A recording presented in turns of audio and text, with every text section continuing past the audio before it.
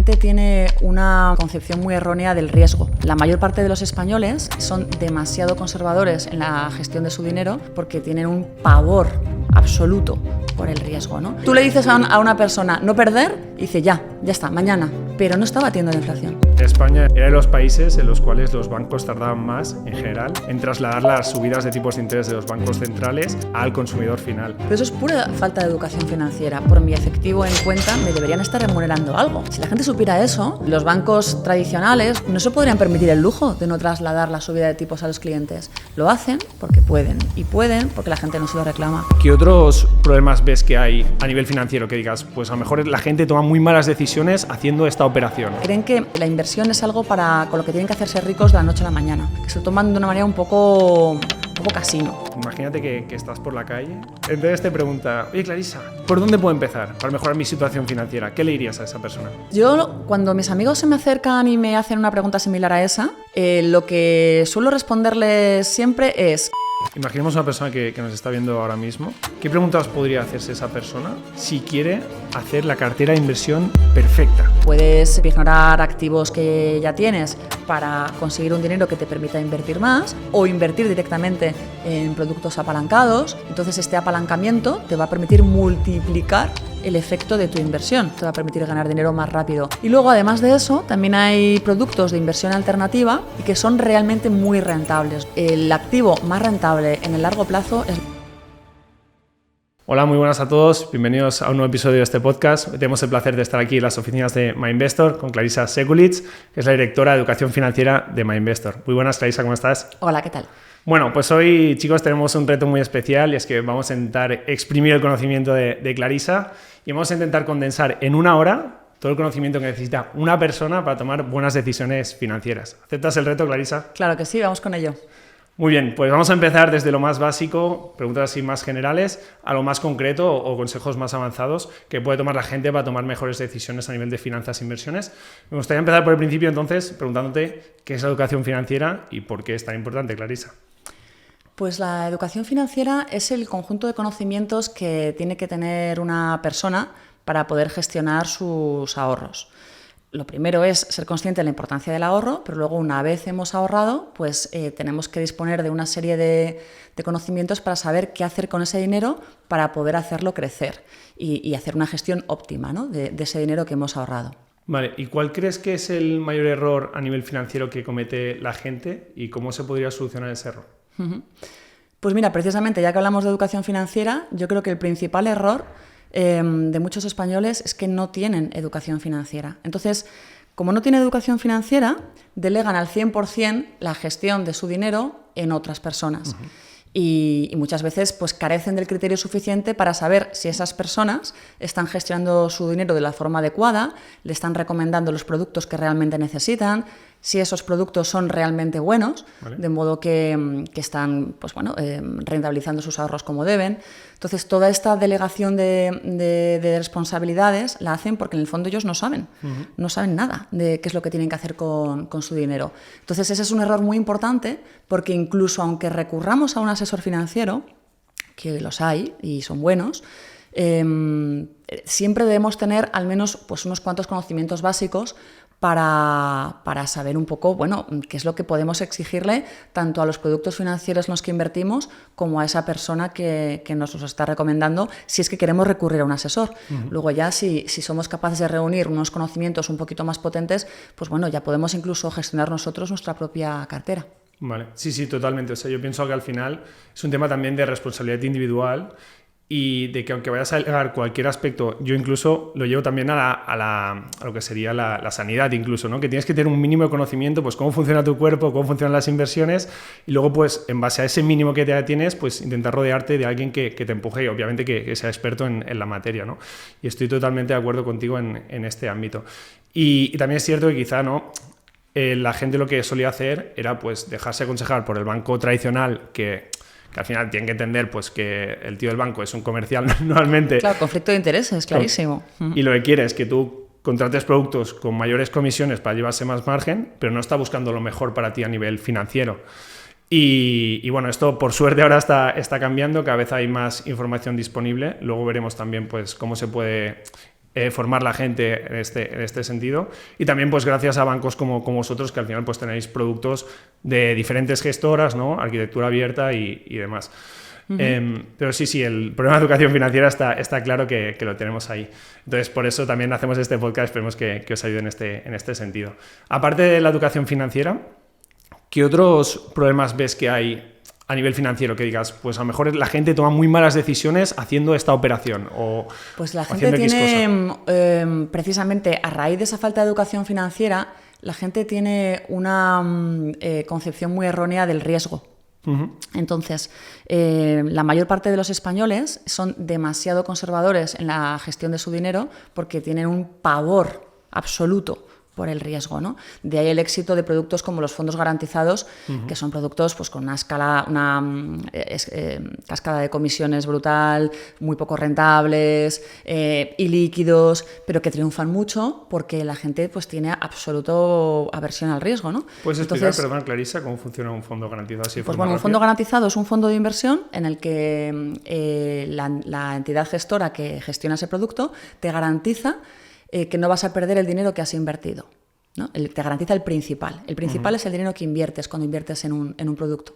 Entonces ellos dicen que, bueno, ya ganar, ya vamos a ver si ganas, pero que al menos el dinero que has invertido no lo pierdes. Vale. Y luego hay diferentes tipos de garantizados. Están los garantizados de renta fija, que te ofrecen un interés fijo todos los años, y los garantizados de renta variable, que esos ya son una locura porque están vinculados a una cesta de valores, pero solo te llevas una parte de la revalorización si se produce un evento X. Sí. Bueno, eso es loquísimo, es muy difícil de entender.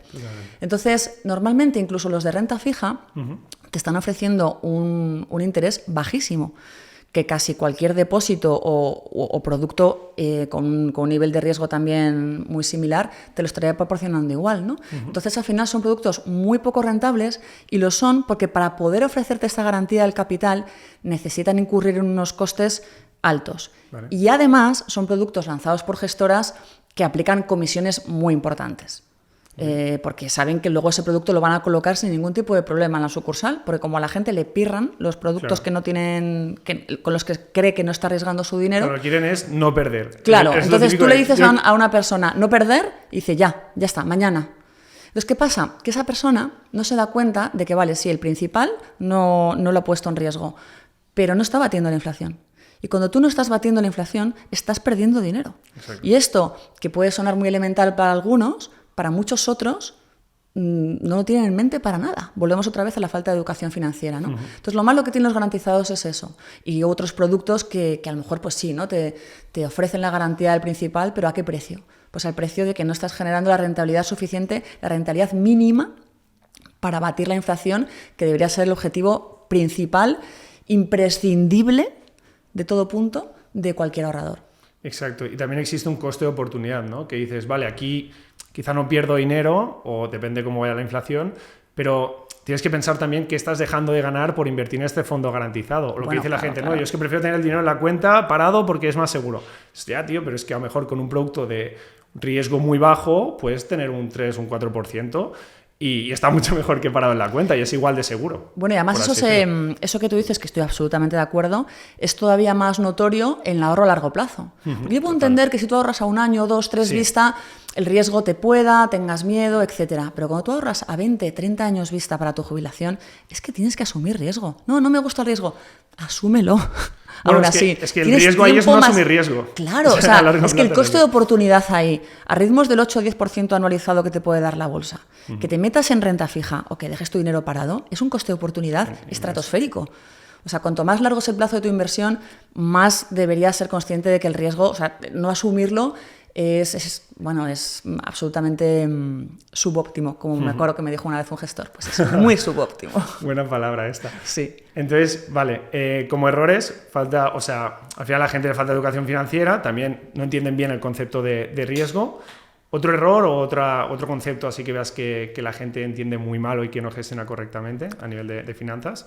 Bueno, luego el tema del riesgo tiene un poco dos vertientes. Es verdad que en la mayor parte de los españoles pues no tienen una cultura del riesgo, no entienden que tienen que asumir un riesgo para poder batir la inflación, pero luego hay otros que les pasa lo contrario y que asumen riesgos excesivos, que se meten en activos demasiado arriesgados para sus necesidades, que no saben lo que están haciendo, que a lo mejor se apuntan al típico curso de trading, intradía, etcétera, ¿no? Y que se creen que la inversión es algo con lo que tienen que hacerse ricos de la noche a la mañana, ¿no? Que se lo toman de una manera un poco casino. Casinesca, iba a decir. Sí, lo siento, pero es que es así, ¿no? Y yo creo que perseguir la meta de la libertad financiera está bien, pero si lo haces con calma, con tiempo y con cabeza.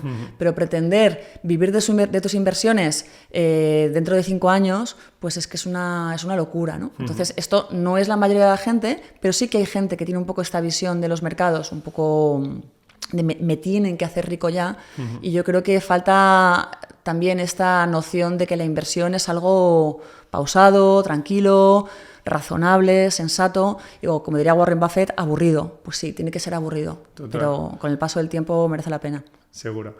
¿Y qué te iba a decir, Clarisa? Para poner un poco en contexto, para esta gente que no tiene mucha idea de qué retornos puede esperar de diferentes activos, ¿podrías decirnos, pues eso, más o menos para que la gente tenga en mente, mira, pues invierto en acciones, en índices, puedo tener una rentabilidad entre esto y esto, la renta fija históricamente ha dado esto? Yo creo que si aclaramos esto un poco, la gente pues ya sabe qué esperar de los retornos, aunque obviamente pues no, rentabilidades pasadas no garantizan rentabilidades futuras, ¿no? Pero... Sí, no, eso, rentabilidades pasadas no garantizan rentabilidades futuras, pero bueno, sí que es verdad que hay estudios históricos a 20, 30, 50 e incluso 100 años de cuál ha sido el retorno en términos anualizados de las diferentes clases de activos, ¿no? Entonces, el activo más rentable en el largo plazo es la bolsa. Todos los estudios lo demuestran. Es verdad que estos estudios no están teniendo en cuenta las criptos, porque son estudios que miran con un poco de perspectiva histórica, y las criptos todavía no nos dan perspectiva histórica como para saber cómo se comportan en periodos un poquito largos, ¿no? Pero bueno, dejando a un lado criptos, el activo con diferencia más rentable es la bolsa, que nos puede dar pues en torno a un 8-10% anualizado. Suele ser un 8% de media renta variable global. Si vas a la bolsa americana, que ha sido la más rentable en las últimas décadas, pues igual llegamos a ese 10%, ¿no? Eso sería en términos brutos. Exacto. Brutos. O sea, habría que restarle la inflación. Si le restamos la inflación, pongamos una inflación del 2-3% anual, pues nos queda a lo mejor en un 6-7%, ¿no? Exacto. Luego, la renta fija, pues nos puede quedar como en un 4 o 5, dependiendo también si estamos hablando de renta fija con un poco más de mix de bonos corporativos o un poco más de mix de deuda pública, etcétera. Pero como asset class, más o menos está esa distancia de la bolsa, ¿no? Que es una distancia considerable. Por tanto, merece la pena, cuando vamos a largo plazo, invertir más en bolsa que en renta fija, porque verdaderamente es mucho más rentable que la renta fija. Y luego la liquidez pues nos da una rentabilidad muy exigua, pues nos da pues a lo mejor pues sí, ese 2%, ¿no? Justo apenas para batir la inflación, y a veces ni eso. Entonces, esto desde un punto de vista pues eso de perspectiva histórica, lo que nos tiene que decir es cuanto más largo sea nuestro plazo, más porcentaje tenemos que tener invertido en bolsa, y si el plazo es corto, pues tenemos que invertir más en renta fija. Y tendríamos que reservar ya la liquidez, entendiendo por liquidez pues los depósitos, las letras del tesoro, los fondos monetarios, para más el monedero, el día a día, a un año vista, etcétera. Entonces ahí la referencia son los tipos de interés. ¿Qué nos van a ofrecer los depósitos, las cuentas remuneradas, etcétera? Pues un poco lo que estén dando los tipos de interés ese año, y un poco la oferta comercial del banco, porque hay bancos que son más generosos que otros. Por mucho que los tipos suban, no todos los bancos trasladan esa subida de tipos. Pero bueno, para que la gente se haga una idea, ese sería la referencia. Muy bien. Y en España, además, yo que estuve mirando esta información para vídeos y demás, era de los países en los cuales los bancos tardaban más, en general, en trasladar las subidas de tipos de interés de los bancos centrales al consumidor final. Y esto al final, bueno, podemos hablar de a qué se ve esto, pero bueno, mi punto de vista es que al final hay una especie de oligopolio, ¿no?, en lo que es la banca tradicional en España. Y también junto con la falta de educación financiera y que la gente no se va del banco, aunque le traten mal, entre comillas. Claro. Y eso hace pues que al final, yo qué sé, el Banco Central tenía los tipos a 4 y veías gente que, o sea, entidades que no ofrecían ni un 2, ¿sabes? Pero eso es pura falta de educación financiera, porque si la gente tuviera esas mínimas nociones de, oye, es que a mí por mi cash, por mi efectivo en cuenta, me deberían estar remunerando algo. Exacto. ¿No? Si la gente supiera eso, Los bancos tradicionales, ¿no? Esos del oligopolio que mencionabas, no se podrían permitir el lujo de no trasladar la subida de tipos a los clientes. Lo hacen porque pueden, y pueden porque la gente no se lo reclama. Si se lo reclamara o le dijera, o me estás dando un depósito un poco decente o me llevo el dinero a otro sitio, pues no les quedaría otra, porque al final es la competencia, ¿no? Que funciona en otros sectores, pero que en el bancario pues todavía le ha costado un poquito arrancar precisamente por eso, porque el cliente no sabe a qué tiene derecho, no sabe qué puede exigir. A medida que lo vaya aprendiendo, ya verás tú. Sí, totalmente, y creo que bueno, poco a poco va cambiando esto por suerte. Y bueno, muchas gracias también por compartir las rentabilidades de los diferentes activos y este modelo mental, porque creo que ayuda a tomar muy buenas decisiones. Al final, al que tienes unos marcos mentales sólidos, yo creo que al final puedes mejorar mucho tu toma de decisiones y es importante. Ahora quiero preguntarte, Clarisa, imagínate que estás por la calle, alguien ha visto esta entrevista o no, pero te conoce. Dice, ostras, esta la directora de educación financiera de MyInvestor, me suena. Me pasa muy a menudo, todos los días me paran. Sí, cuéntame. Lo sé. Entonces te pregunta, oye Clarisa, ¿qué puedo hacer para mejorar mi toma de decisiones? No me sale la palabra. ¿Qué puedo hacer para tomar mejores decisiones financieras? ¿Por dónde puedo empezar para mejorar mi situación financiera? ¿Qué le dirías a esa persona? Pues yo, cuando mis amigos se me acercan y me hacen una pregunta similar a esa, lo que suelo responderles siempre es que el primer paso para poder tomar buenas decisiones financieras y optimizar tus ahorros es plantearte cuáles son tus objetivos financieros, ¿no? Porque otro problema que tiene mucha gente es que cree que el ahorro se gestiona en su totalidad, ¿no? Pues cojo todo mi dinero y lo meto aquí, que me dé rentabilidad en un plazo indeterminado. Y eso no funciona así. O sea, tú tienes que marcarte objetivos financieros que normalmente va a ser más de uno y cada uno de ellos te va a exigir una estrategia distinta, ¿no? Entonces, lo primero de todo es tener tu colchón de liquidez, tu colchón anti-imprevistos que te permita hacer frente a una emergencia financiera y que esté integrado por activos muy líquidos, de muy bajo riesgo, depósitos, etcétera. Y luego, a partir de ahí, pues te marcas tus metas, el ahorro para la jubilación, que es imprescindible, porque tal y como está la hucha de las pensiones ahora mismo, pues hay un riesgo muy elevado de que no tengas una pensión suficiente el día que te jubiles. Bueno, pues ahorrar para la jubilación es una meta. O, yo qué sé, pagar el año en Estados Unidos a tus hijos es otra meta. O ese viaje que quieres hacer con amigos a tal sitio. Entonces, cada una de estas metas tiene un horizonte temporal, hay un plazo de tiempo en el cual vas a querer recuperar tu dinero, lo cual te va a permitir, te va a obligar a hacer una estrategia distinta. Y ya cuando tienes más o menos claro el plazo, te planteas también qué tipo de inversor eres, si tienes más tolerancia al riesgo, si tienes menos. Y todo esto, que puede sonar un poco aburrido, es que es imprescindible. Porque luego ya te puedes meter en harina y decir si contratas una cartera en RoboAdvisor o eres más de planes de pensiones o te gustan más los depósitos. Pero en realidad, si no sabes verdaderamente a qué plazo inviertes y cuáles son tus metas, no lo vas a hacer bien. Y este primer paso previo del que te hablo no lo hace nadie, lo hace muy poca gente. Y si te das cuenta, la banca privada, ¿no? La banca de las grandes fortunas, el asesor es lo primero que le pregunta al cliente. Claro. O sea, la gente que se puede permitir los mejores asesores, los más caros, los más sofisticados, con los mejores productos, bueno, pues que sepáis que ese asesor lo primero que hace es decirle al cliente, a ver, ¿cuáles son tus metas? Ya que no te estás gastando el dinero hoy, que te lo vas a gastar mañana, ¿en qué te lo quieres gastar mañana? Y si haces eso, a partir de ahí ya vas a poder planificar tus finanzas mucho mejor. Qué bueno, qué bueno. Sí, yo creo que mucha gente se queda como en el detalle, ¿no? A mí me llega mucha pregunta de ¿y qué es mejor? ¿Meterle un 90% a desarrollados y un 10% a emergentes o un 92%, un 8%? Y dices, tío, o sea, estás hablando de una cosa que va a tener un impacto, además que es algo que no puedes controlar, te va a tener un impacto insignificante en lo que es tu camino financiero, ¿no? En cambio, lo que tú dices de, ostras, ¿qué quiero hacer con mi vida? ¿Qué objetivos tengo?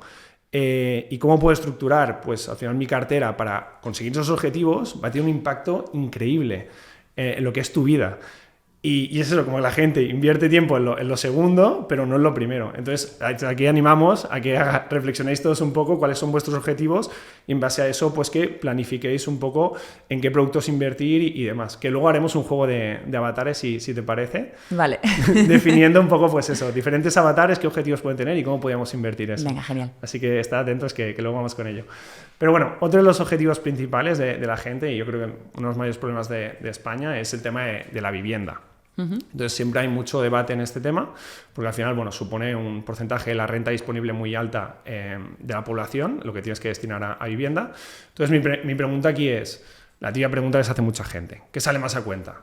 ¿Vivir de alquiler o comprar tu vivienda donde vas a vivir? Pues hombre, es que esa es una pregunta muy que da lugar a muchos matices y a muchas escalas de grises, porque no es lo mismo comprarte la mejor vivienda en la zona prime y encima al mejor precio, que comprar en un momento de mercado en el que está a punto de estallar una burbuja inmobiliaria, que comprarte una casa en una zona que apenas se revaloriza. Quiero decir, el mercado inmobiliario tiene una horquilla de posibilidades amplísima, ¿no? En cuanto a la rentabilidad que le puedes sacar a un inmueble. Yo lo que creo es que si tú te vas a comprar un inmueble, tienes que hacerlo más que como inversión, como por un componente psicológico, ¿no? En plan, o sea, ya no solamente porque necesites vivir en un sitio y tengas que plantearte o compro inmueble o pago alquiler, sino porque quieres que ese sitio ya sea tuyo, ¿no? Y entonces quieres que sea tu casa, sea de tu propiedad, y eso te da pues, un bienestar psicológico muy particular, y yo eso lo respeto muchísimo, porque además creo que nos podemos poner todo lo técnicos y sofisticados que queramos en el tema de las finanzas, pero al final el dinero nos tiene que hacer felices. Eso es fundamental. Y dormir bien por las noches. Y dormir bien por las noches, claro. Y entonces, si a ti te hace dormir bien por las noches, que la casa en la que duermes por las noches sea tuya, pues cómpratela, fenomenal. No andes pensando, no, es que de alquiler ahorraría X y ese X lo invierto, ya está, cómpratela. Pero hazlo entonces pensando que lo haces por esa razón. Porque en realidad, si tú ves estadísticas, si tú ves lo que ha subido la vivienda en general en España, insisto, las zonas prime son las zonas prime, pero si tú has visto lo que ha subido en general la vivienda en España en los últimos años, lo digo porque además hicimos en su momento un estudio sobre esto en My Investor, y lo comparas con lo que ha subido, por ejemplo, el S&P 500 en los últimos 10 años, restando los costes de una inversión y de otra, pues no sale a cuenta, porque aparte de todo, claro, tú ten en cuenta que cuando compras una vivienda tienes que pagar unos impuestos muy importantes al inicio. No te hablo luego de las plusvalías si vendieras esa vivienda, que eso, por supuesto, pagas plusvalías tanto con la vivienda como con la bolsa. Sí. Pero hablo de los impuestos que pagas al inicio, como el TP y todos estos impuestos, esos no los pagas con la inversión, ¿no? Claro. Entonces, hay una serie de costes en los que no caemos, o el coste de notaría, o el coste de la reforma de la vivienda, o... Bueno, el coste de oportunidad de meter 90.000 euros o 60.000 o lo que sea, o la entrada. Claro, ¿no? Podrías invertirlo en tu negocio quizá, pero incluso, en crecer profesionalmente. Me refiero, hay una tipología de costes asociada a la inversión en vivienda que la inversión en cualquier otro producto financiero no tiene. Exacto. Porque esos impuestos no se pagan, ¿no? O sea, el impuesto de transmisiones patrimoniales no lo pagas cuando inviertes en finanzas, o sea, en bolsa, en renta fija, en fondos de inversión. Lo pagas solo cuando compras una vivienda. O la notaría, pues no tienes que irte a un notario para comprarte un fondo de inversión. O la reforma, no tienes que reformar nada. Quiero decir, hay una serie de costes que son exclusivos de la inversión en vivienda, ¿no? Y la gente no piensa en ellos. Y oye, si vamos a hacer una comparativa ceteris paribus entre una cosa y la otra, tenme en cuenta estos costes que son específicos de la inversión en vivienda. Aparte de que, insisto, la vivienda no sube siempre, que también existe un poco esa noción de no, esto va a subir siempre. Pues no.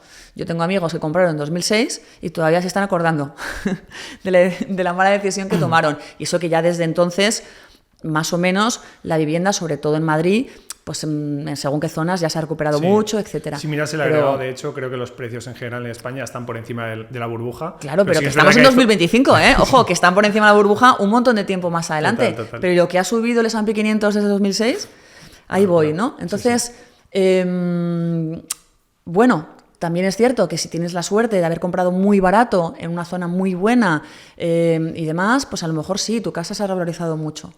Pero en general yo tendría mucho cuidado con el concepto de compra de vivienda como inversión, ¿no? Compra de vivienda porque te gusta vivir en una casa de tu propiedad, fenomenal. Oye, pues esa tranquilidad psicológica, valórala. Pero como inversión hay argumentos muy objetivos, muy cuantitativos, hay impuestos, hay estadísticas que si te las analizas un poco resulta que no es tan rentable. Sí, yo te puedo decir un poco lo que he visto también en expertos del sector, compañeros míos, no sé, Pau Antó, por ejemplo, Carlos Galán, que les he entrevistado, saben mucho de inversión inmobiliaria. y comparten una estrategia un poco que es como, al final, una vivienda en una zona prime, la rentabilidad que te ofrece es menor, ¿no? Porque al final hay menos riesgo, hay más demanda. Normalmente suele ser una rentabilidad inferior a que te puede ofrecer una vivienda en una zona pues, con más riesgo, ¿no? Que no sea prime. Entonces ellos lo que hacen normalmente es, si quieres construir patrimonio, que es lo que mucha gente quiere hacer, ¿no? Al final generar riqueza, por así decirlo, lo que hacen es vivir de alquiler en una zona prime, una zona buena, donde los alquileres son más caros y la rentabilidad que puedes obtener si tú compras esa vivienda es inferior, y luego lo que hacen es comprar activos en zonas más rentables, con mayor riesgo, y después, pues ya cuando han construido su patrimonio y demás, entonces sí que se plantean comprar una vivienda cara en una zona prime, por así decirlo. Pero bueno, esto es un poco la filosofía que hacen. Al final, es lo que decimos, ¿no? Si tú compras una vivienda en una zona buena, la rentabilidad que vas a obtener a lo mejor es un 3% anual, que es una rentabilidad baja si lo comparamos con la rentabilidad de la bolsa o de otras viviendas. Y luego, perdona que te interrumpa, está el Sí. tema de la liquidez. Exacto. Quiero decir que esto es otro elemento que la gente Total. no suele tener en cuenta cuando invierte, ¿no? Que es la capacidad que va a tener de recuperar su dinero cuando quiera, Exacto. que es la liquidez. Los inmuebles son muy líquidos, ¿no? Entonces, aunque tú inviertas con un horizonte temporal, pues está bien hacerlo en productos como pueden ser los fondos de inversión, en los que cuando quieras, todos los días, te dan valor liquidativo y puedes recuperar tu dinero. Una vivienda no te lo va a hacer. Si te vienen muy, muy mal dadas y tu colchón de liquidez no es suficiente y necesitas recuperar tu inversión de ese piso que compraste como inversión, ponte tú a venderlo de un día para otro. O sea, claro. Y luego también es eso, que los pisos más baratos, en zonas más obreras, por así decirlo, suelen ser más líquidos porque al final pues, es una inversión inferior y bueno, pues también por eso se cantan por este tipo de activos. Pero sí es verdad que la liquidez es muy importante. Lo bueno que tienen la inversión inmobiliaria, bajo mi punto de vista, es el apalancamiento, ¿no? La deuda muy barata. Pero bueno, con esto comentaremos también con Unai el tema de la pignoración también, cómo podemos invertir en este tipo de activos pignorando tu cartera y demás. Y nada, para seguir con la última pregunta sobre este tema de la inversión inmobiliaria, quería preguntarte por el caso de los jóvenes, porque claro, para ellos el tema de independizarse es unos objetivos vitales que puede tener un joven, ¿no? Entonces, ¿qué pasos le recomendarías a estos jóvenes a la hora de independizarse? O sea, ¿qué tienen que hacer para poder independizarse? Ya sea viviendo de alquiler o comprando una vivienda. Que a nivel financiero, ¿cómo se pueden organizar en este sentido? Pues el primer paso siempre es empezar a ahorrar cuanto antes. Que yo creo que tanto los jóvenes como los no tan jóvenes tienen el problema de pensar que hasta que no tengan un trabajo estable, unos excedentes de ingresos todos los meses, una situación financiera muy, muy, muy holgada, pues no deberían empezar a ahorrar. ¿Qué pasa? Que hay personas que entre unas cosas y otras no empiezan a ahorrar nunca, porque para cuando tienen esa estabilidad financiera, pues a lo mejor ya están formando una familia o están pagando la hipoteca, etcétera, etcétera, y entonces no ahorran. Y yo creo que los jóvenes tienen que ser conscientes de la importancia del ahorro y de la inmensa suerte que tienen por el hecho de ser jóvenes, de que tienen mucho tiempo por delante para que el interés compuesto haga su trabajo y ese poquito que puedan ahorrar pues pueda ir generándoles rentabilidad, ¿no? Entonces yo les animaría desde el minuto 1, aunque tengan 18 años recién cumplidos y acaben de empezar la universidad, ese regalo que les hace la tía no sé cuántos, ese dinero que consiguieron trabajando de camareros en verano, lo que sea, cualquier ingreso que tengan, bueno, pues que una parte se lo gasten como tiene que ser, pero un poquito, poco a poco, empiecen a desarrollar ese hábito de ir ahorrando, ¿no? Yo me acuerdo, perdona Clarisa, que ahorraba desde la semana que me daban mis padres, soy catalán, entonces cuando me daban 5 euros a la semana y ahorraba, tío. Entonces, claro, pues y mírate, qué bien nos ha salido. No, pues ya está, pues ese es el camino. Sí, pero al final es eso, el hábito de empezar con... Aunque empieces con poco y te parezca insignificante, yo creo que tiene un alto impacto en tu futuro porque adquieres ese hábito. Entonces, si ahorras ahora que tienes poco dinero, cuando tengas más, pues sea más fácil ahorrar, ¿no? Bueno, y además hay otra cosa que la gente no tiene en cuenta, porque hay mucha desinformación sobre esto, y es que la mayor parte de los productos financieros se puede acceder a ellos desde 1 euro o 10 euros. Es o sea, ridículo, sí. Tú le dices, no, fondos de inversión. La gente dice, fondos de inversión, no, es que yo no tengo dinero. Fondos de inversión, puedes invertir en la participación de un fondo de inversión desde 1 euro, 5 euros, 10 euros. Es que igual tienes 50 euros ojo, y te haces una cartera de fondos con 50 euros. No con todas las entidades, ahí...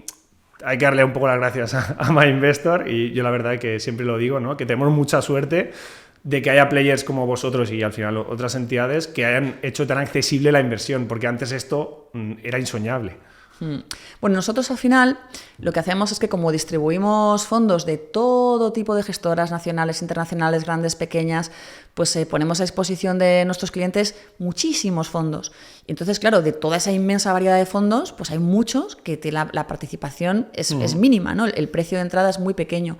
Y luego además tenemos otra cosa buena, está mal que lo diga, pero es que así es, y es que no cobramos comisiones por nada, no cobramos una comisión por el hecho de custodiarte esa inversión en fondos, que hay muchos bancos que sí lo hacen. La cuenta de valores a través de la cual inviertes en esto es una cuenta que no tiene comisiones ni de apertura, ni de mantenimiento, ni de cancelación, ni cobramos por los traspasos. O sea, tú directamente inviertes y ya está. Y no te entorpecemos más, no te ponemos comisiones por el camino ni piedras por el camino.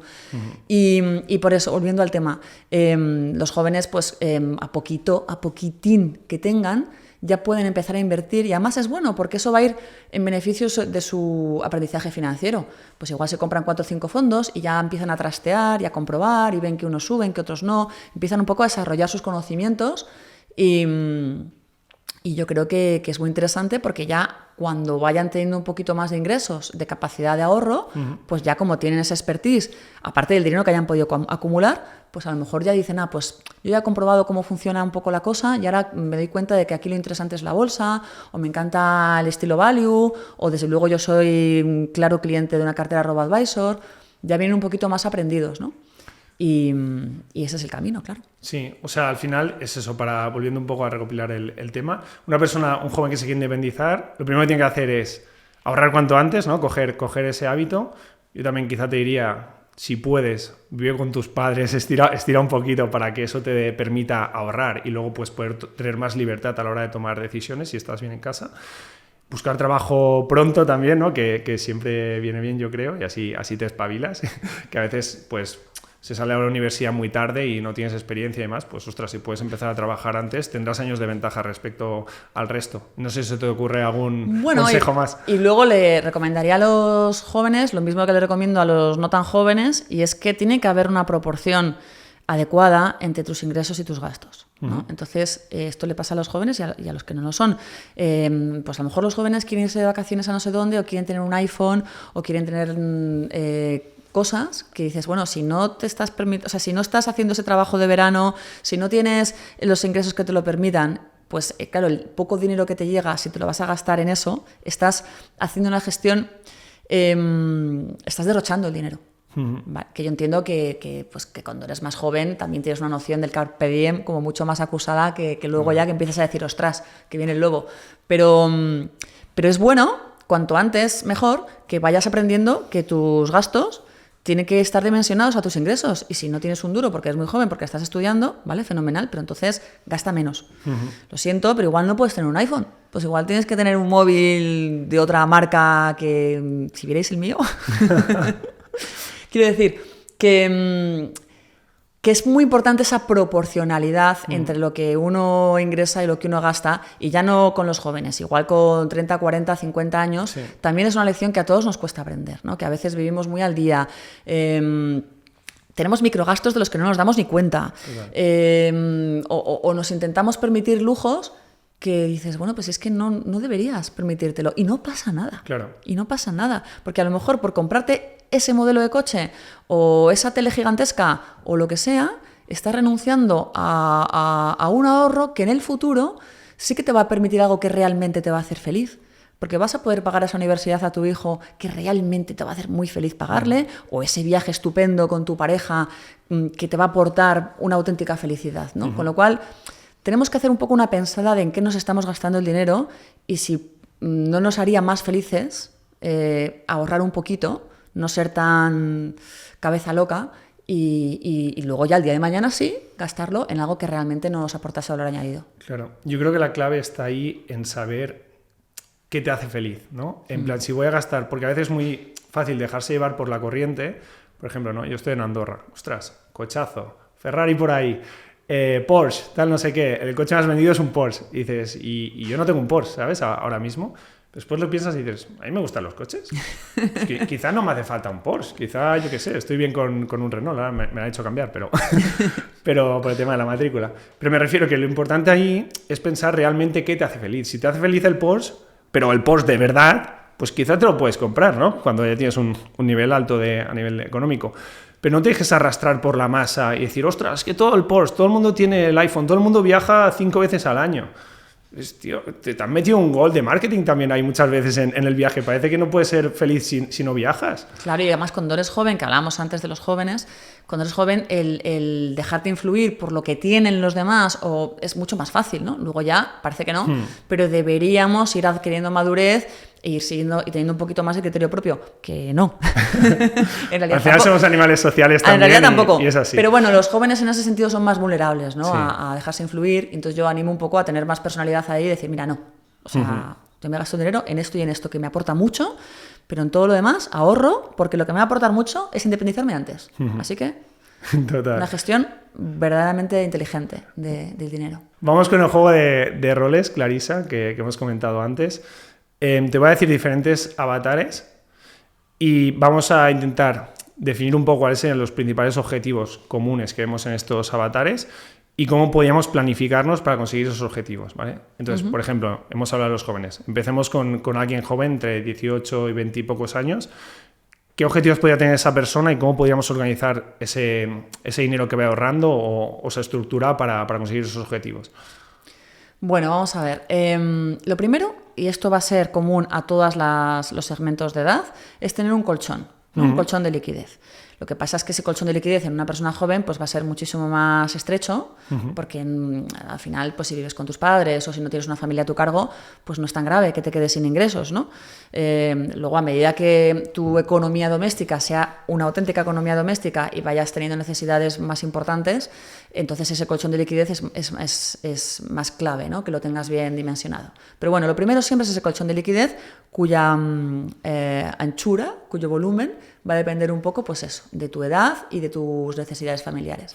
Y luego los jóvenes, ¿en qué deberían estar invirtiendo? Bueno, pues depende de cuáles sean sus metas en la vida, que no sean las mismas, por más que sean todos jóvenes, pero si tú quieres invertir en formación, por ejemplo, en un máster o en la entrada de un piso, lo más probable es que esa sea una meta a corto plazo, ¿no? Entonces pongamos 3 años, 5 años vista. Si es una meta a corto plazo, no puedes asumir demasiado riesgo, pero tienes que poner un poquito ese dinero a trabajar, ¿no? Pues a lo mejor productos conservadores, de renta fija, o bueno, ¿no? O algún fondo mixto, alguna cartera de las carteras RoboAdvisor, pues las que tienen un nivel de riesgo más reducido, pero vendría ese nivel de riesgo reducido porque estaríamos hablando de metas a corto plazo, ¿no? Esa entrada para el piso y demás. Y luego, aunque sean jóvenes y les parezca que es una cosa que no les va a suceder nunca, la cuestión es que algún día se jubilarán. Sí. Y entonces, aunque les parezca muy loco tener que empezar a ahorrar ya para eso, yo sí que les aconsejaría que fueran empezando a hacerlo, porque el esfuerzo que tienen que hacer es mínimo, precisamente porque les quedan décadas por delante, y ahí sí lo metería a tope de bolsa, porque les quedan tantas décadas por delante hasta la jubilación que se pueden permitir el ahorro máximo. A nivel de porcentaje, ya sé que esto obviamente no se puede generalizar, pero un porcentaje que tú digas sobre el ahorro que puedas hacer al mes a invertirlo para la jubilación, ¿qué verías algo razonable? Pues es que depende muchísimo de cuáles... O sea, si tú vas a estudiar... Es que depende si vas a necesitar dedicar tu dinero a otras metas, ¿no? Si tú no vas a estudiar un máster para el cual necesites pagar el coste, ¿no? de la universidad, de la escuela de negocios, o no vas a no vas a pagar la entrada a un piso, pues es que entonces ya puedes ponerlo todo en jubilación. Lo que sí que dicen los planificadores financieros, ya no solo para los jóvenes, sino para todos los segmentos de edad, es que deberías dedicar al menos un 20% de tus ingresos al ahorro. Y ya dentro de ese ahorro, pues un poquito a jubilación, otro poquito a lo que sea, ¿no? Yo qué sé, pues que pongan un 5% de sus ingresos, que es nada, ¿no? Que pongan, no sé, 20 euros al mes para su jubilación, imagínate, ¿no? Sí. Si eres joven y tienes unos ingresos muy reducidos, ¿qué son 20 euros al mes? Es que no te da ni para nada. Pero también... un poquitín, ¿no? Un 5%, un porcentaje pequeño, pero eso sí, todo sistemático. Automatizado, totalmente. Como tu suscripción a tu plataforma de contenidos audiovisual o como tu gimnasio. O sea, te programas ya y te olvidas. Suscripción a MyInvestor, abres la cuenta, te coges un fondo que te gusta de renta variable o dos. Sí, porque si eres muy joven y vas a tantos años vista, yo sí recomendaría ponerse en bolsa de forma definitiva. O incluso el robo-advisor también. Pero o incluso el robo-advisor, que tenemos un robo-advisor del nivel máximo de riesgo, que Exacto. es la cartera heavy, la cartera metal. Y entonces ahí pues puedes invertir en la metal y te olvidas. Y ya te olvidas hasta que se vaya acercando tu meta para la jubilación. Ahí ya tendrías que empezar a reducir el riesgo. Exacto. Pero... Ahora vamos con eso, porque el siguiente avatar, vamos avanzando un poco, es un avatar que al final pues es joven, pero ya no tanto, ¿no? Ya estamos hablando de 20 largos, 30 y pocos años. Esa persona, ¿cómo debería organizarse esa persona modelo sus finanzas y al final pues para conseguir sus objetivos? Bueno, en esa edad lo más probable es que ya esté empezando a plantearse lo que contábamos antes de adquirir una vivienda. Que insisto, ya no solamente es una cuestión de pros y contras, de que sea más o menos rentable vivir de alquiler o comprarse la vivienda. También es una cuestión personal y psicológica. Entonces, si está pensando en comprársela, pues tiene que tener la capacidad para pagar la entrada la entrada, lo que se suele llamar la entrada, que es ese gasto mínimo que necesitamos hacer porque el banco no nos va a cubrir el resto y porque tenemos que pagar reforma, impuestos y todo esto, ¿no? Entonces tiene que tener ese ahorro a corto plazo para pagar la entrada y luego tiene que ser muy cuidadoso con la hipoteca que selecciona. Es que decisión financiera no solamente es producto de inversión, decisión financiera también es la hipoteca que escogemos. Total. Vamos, eso nos determina muchísimo el devenir de nuestras finanzas el resto de nuestra vida, ¿no? La hipoteca que hayamos escogido. Entonces, bueno, pues tiene que escoger una hipoteca en una entidad pues con las mínimas comisiones posibles, con un tipo de interés pues lo más reducido posible, analizando pros y contras sobre si realmente le interesa que sea interés variable o fijo y luego una hipoteca que entienda. En general, yo recomiendo cualquier decisión financiera que tomemos entender en qué producto estamos.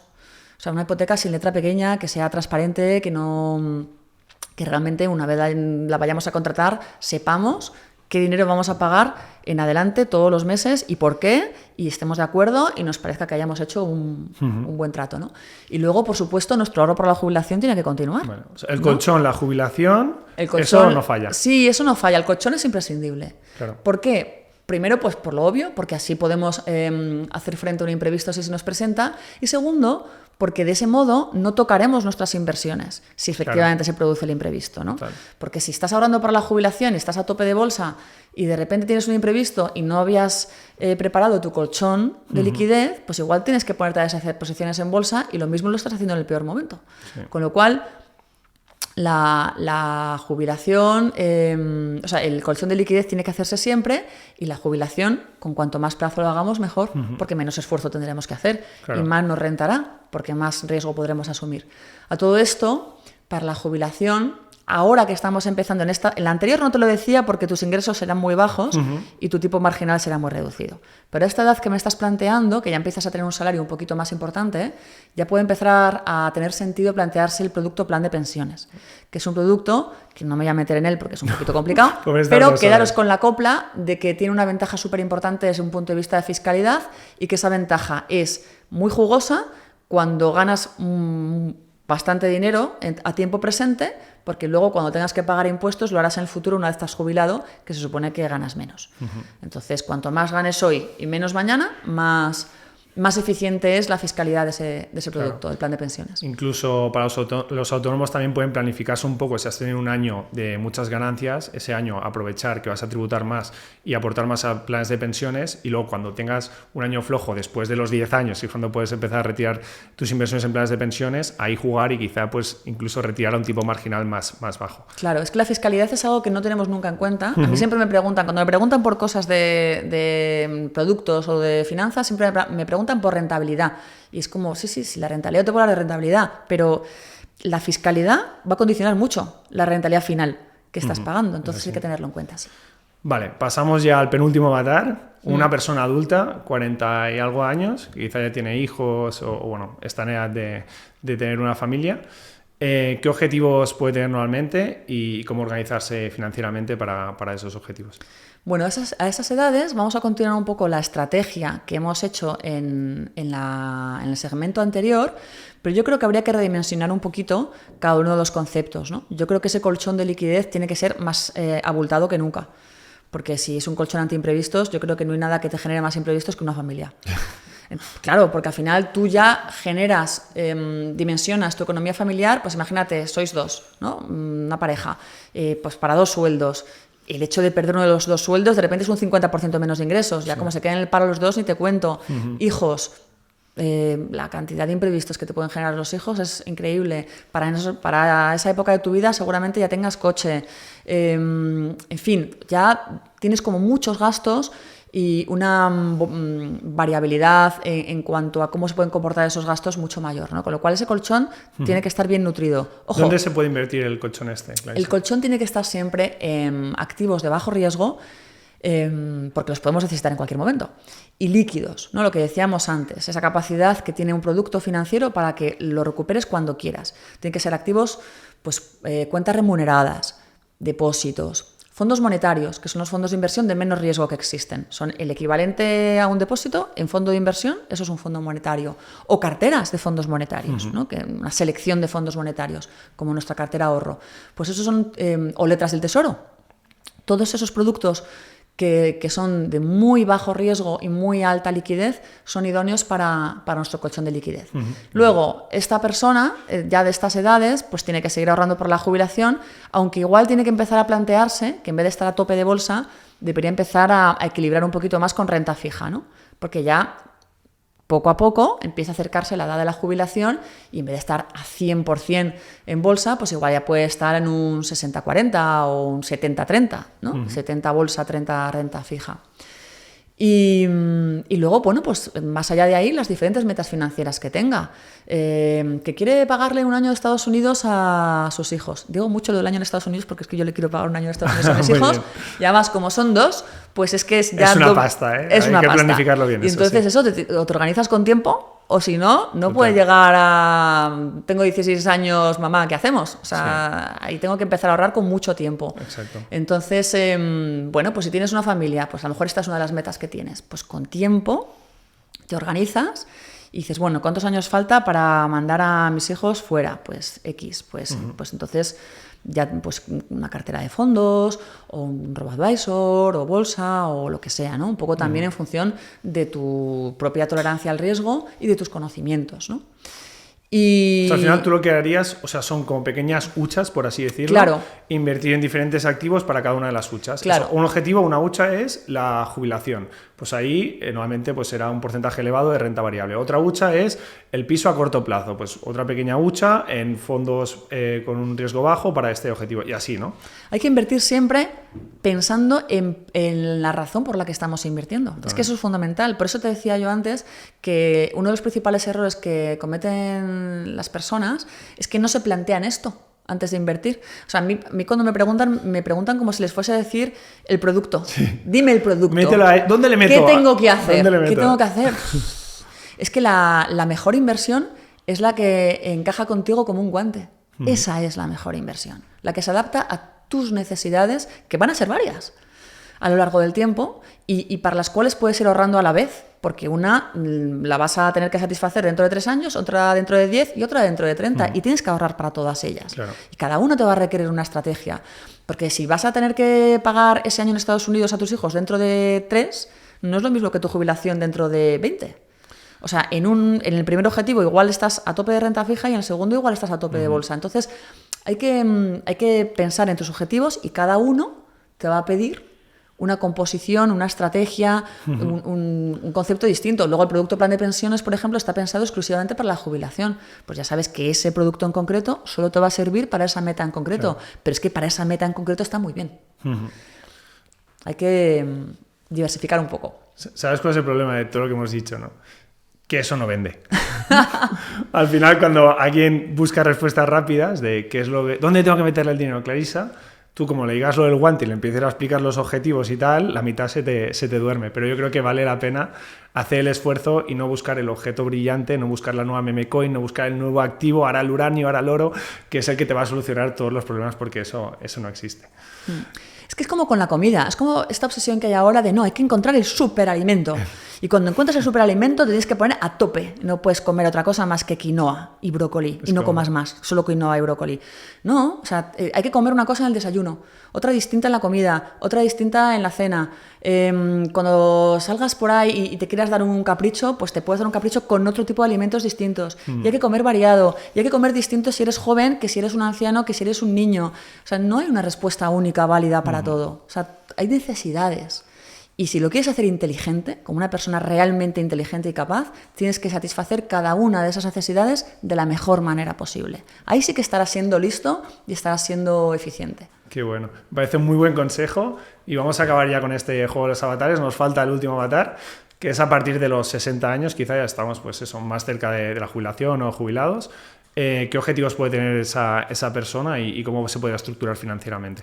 Bueno, pues en ese caso, el colchón de liquidez, por supuesto, también sigue siendo importante, aunque quizá ya no esté tan nutrido como en la etapa anterior, porque presumiblemente pues ya tu familia, pues tus hijos han independizado, etcétera, etcétera.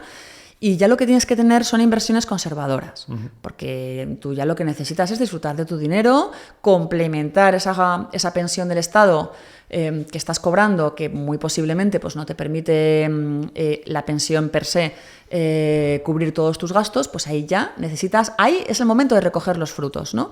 Todo ese ahorro que hemos estado haciendo para la jubilación, disfrutarlo. Entonces, como lo vamos a tener que estar disfrutando sobre la marcha, ya no es invertir a muchos años vista, sino que ya necesitemos que esté disponible en el corto o medio plazo, pues ahí ya tenemos que estar entre liquidez y renta fija, ¿no? Buscando inversiones que aún estén poniendo nuestro dinero a trabajar, pero de una manera ya muchísimo más tranquila, sin altibajos. No es ya época de altibajos ni de sustos. Es época de disfrutar de la vida, que te lo has ganado, y de vivir bien, y de complementar tu jubilación, y de darte caprichos.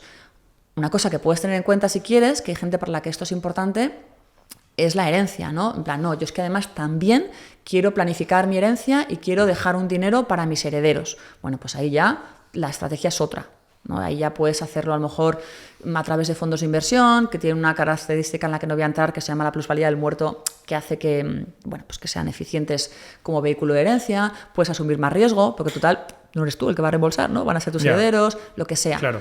Pero bueno, pensando en ti, que yo animo a que en esas etapas de la vida pienses exclusivamente en ti, que ya te toca, el planteamiento sería vehículo muy conservador, muy líquido, muy tranquilo, con las menos oscilaciones posibles y a vivir. Qué bueno. Me parece muy buen consejo, Clarisa, la verdad. Vale, ya hemos acabado con el juego este de los avatares, pero quiero hacerte una última pregunta sobre el tema de las inversiones, y es que imaginemos una persona que nos está viendo ahora mismo. ¿Qué preguntas podría hacerse esa persona si quiere hacer la cartera de inversión perfecta? El guante que hemos dicho que le va perfecto en su mano. Bueno, lo que en el argot del sector, para que ya nos vayamos tirando todos el pisto cuando hagamos nuestra cartera, se llama el asset allocation, ¿no? Yes. La distribución de activos.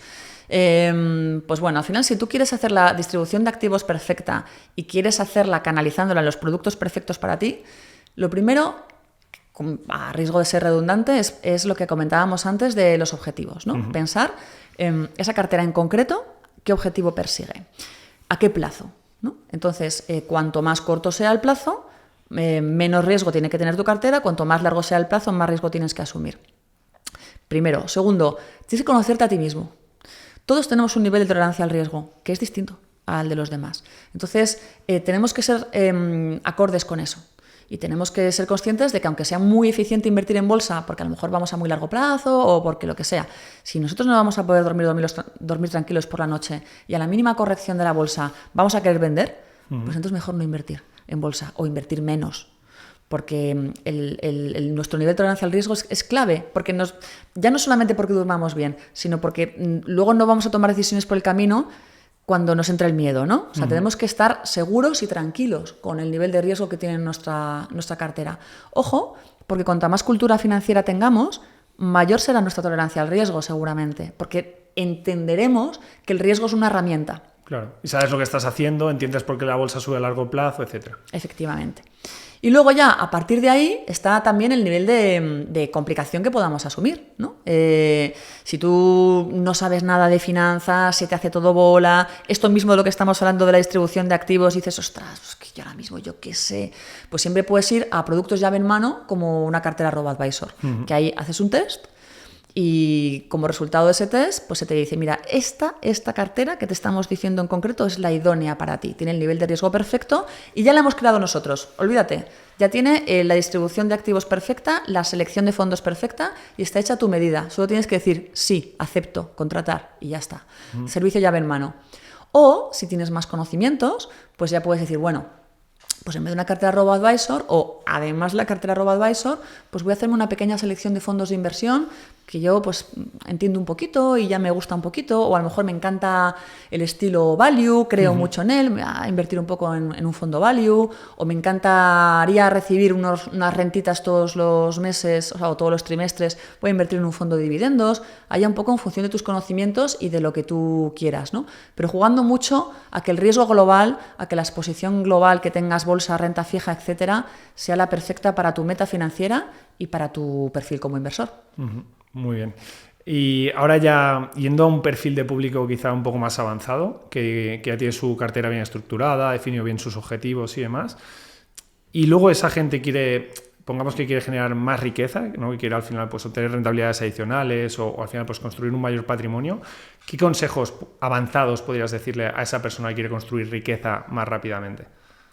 Bueno, vamos a ver, si tú ya eres un inversor con ciertos conocimientos y con un perfil de tolerancia al riesgo más alto, tienes herramientas a tu disposición pues más sofisticadas, ¿no? También con más riesgo, pero más sofisticadas, como por ejemplo el apalancamiento. Puedes ignorar activos que ya tienes para conseguir un dinero que te permita invertir más o invertir directamente en productos apalancados. Entonces este apalancamiento te va a permitir multiplicar el efecto de tu inversión. Que eso, obviamente, si te sale bien, pues te va a permitir ganar dinero más rápido. Ojo, con conocimientos y con un perfil de tolerancia al riesgo alto siempre, ¿no? Y luego, además de eso, también hay productos de inversión alternativa que se llaman así, los que van más allá de la bolsa y la renta fija, con los que puedes complementar tu cartera y que son realmente muy rentables, ¿no? Pues como por ejemplo el capital riesgo. Pues los fondos de capital riesgo también te pueden dar un plus de rentabilidad a tu cartera muy interesante, porque tienen unos retornos muy altos, más altos incluso que los de la bolsa, pero ojo, pues también tienes que entender bien el producto, ser consciente de que no son productos muy líquidos y entender bien en qué consisten y dotarles de la proporción de la cartera que tienes que dotarles, no ir solamente a eso, ¿no? Pero bueno, que ya hay otra serie de inversiones sofisticadas, o el crowdfunding inmobiliario, o ¿no? Un poco como ese toque de inversión alternativa, ese plus, esa chispa, con los que puedes aumentar la rentabilidad.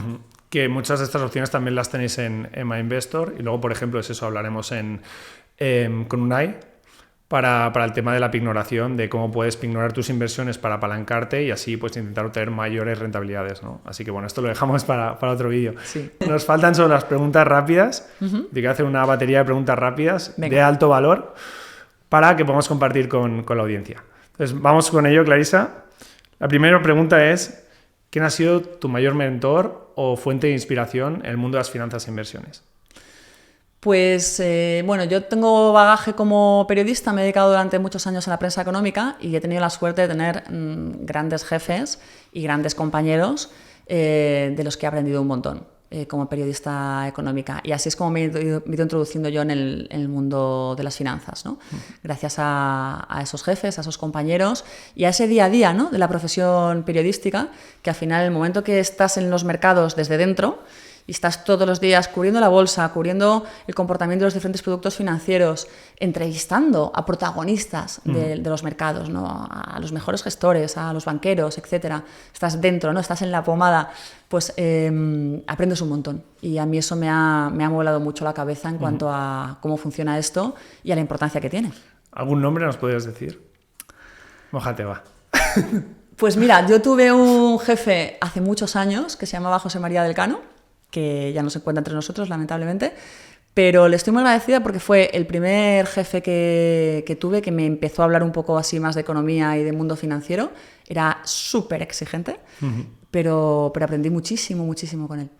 Pues le damos las gracias, que bueno, se nota que ha hecho un buen trabajo enseñándote. Otra pregunta que tengo para ti es: ¿cuál es el mejor curso o recurso o libro sobre planificación financiera?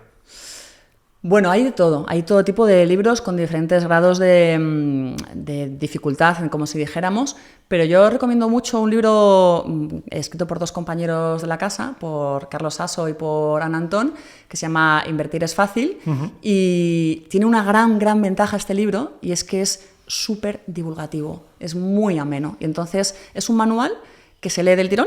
O sea, es súper con un lenguaje muy claro, pues eso, ¿no? Muy ameno, y que te da una noción de cómo funciona todo el mundo de la inversión, todos los tipos de productos financieros que hay. Acabas con una visión muy completa de todos los temas que hemos estado viendo hoy y vamos, que puedes tener ese libro y ya puedes empezar a invertir directamente, ¿no? Y a partir de ahí, si quieres, pues profundizar y seguir leyendo otros manuales y demás, pero que es muy buena herramienta introductoria. Muy bien. ¿Y un hábito que hayas hecho en tu vida y que ha tenido un gran impacto positivo en ti? Desde el punto de vista financiero. Libre. Yo creo mucho en la regularidad y en el compromiso con los objetivos que uno se marca en la vida, ya sean económicos o no económicos, ¿no? El deporte, por ejemplo. Pues yo creo en que si tú estás practicando un deporte y quieres ser bueno en ese deporte o quieres beneficiarte de todas las ventajas que ese deporte tiene para ti, pues que efectivamente vayas, ¿no? Y lo hagas tus 2-3 veces por semana. O con el ahorro, pues las aportaciones periódicas. Pues yo tengo mis aportaciones periódicas programadas y todos los meses salen de mi cuenta corriente hacia los productos en los que invierto. O sea, la regularidad, el compromiso, ¿no? Me parece que mueve montañas. Aunque empieces desde muy poco, aunque seas un paquete jugando al pádel, como me pasa a mí, no pasa nada. Pues poco a poco, si realmente te comprometes a ello y lo haces de una manera regular, el paso del tiempo va a acabar generando grandes beneficios. Bueno, ya os lo contaré, lo del pádel. Qué bueno, no, se te ve en forma, Clarisa. Para acabar, si solo tuvieras que darle un consejo financiero a la gente que nos está viendo al otro lado de la pantalla, ¿cuál sería? Pues si tuviese que decirle algo muy elemental y muy básico, como la mayor parte de la gente peca de que no hace nada con su dinero, nada, es dejarlo en una cuenta corriente. Incluso hay mucha gente que lo tiene en efectivo en casa, debajo del colchón, eso pasa. Les diría: no dejes tu dinero parado. O sea, ponlo a trabajar para ti. O sea, si no estás ahorrando, pues no estás ahorrando. Oye, ole tú, que cada uno viva la vida como quiera, es su dinero. Pero si estás ahorrando, por favor, no lo tengas en una cuenta corriente, ya no solamente no generando rendimientos, sino pagando comisiones, que muchos bancos cobran comisiones por estas cuentas. O sea, ponlo a trabajar en lo que sea. Mételo en depósitos, mételo en cuentas remuneradas, inviértelo, haz algo, pero haz que tu dinero trabaje para ti. Qué bueno.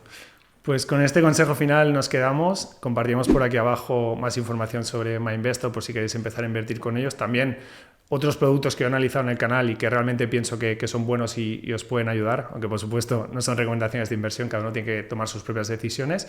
No sé qué tal ha ido el reto. Gonzalo, ¿más o menos bien de tiempo? 1-0. Sí, bueno, quizá un minuto arriba abajo, pero creo que hemos cumplido perfecto. Clarisa, hay que darte las gracias por aceptarlo y creo que has compartido muchísimo valor, así que todo un placer. Muchísimas gracias a ti. Pues nada, nos vemos en el próximo episodio. Acordaros de suscribiros, también de darle like, dejar vuestros comentarios. Un saludo y nos vemos en el próximo vídeo.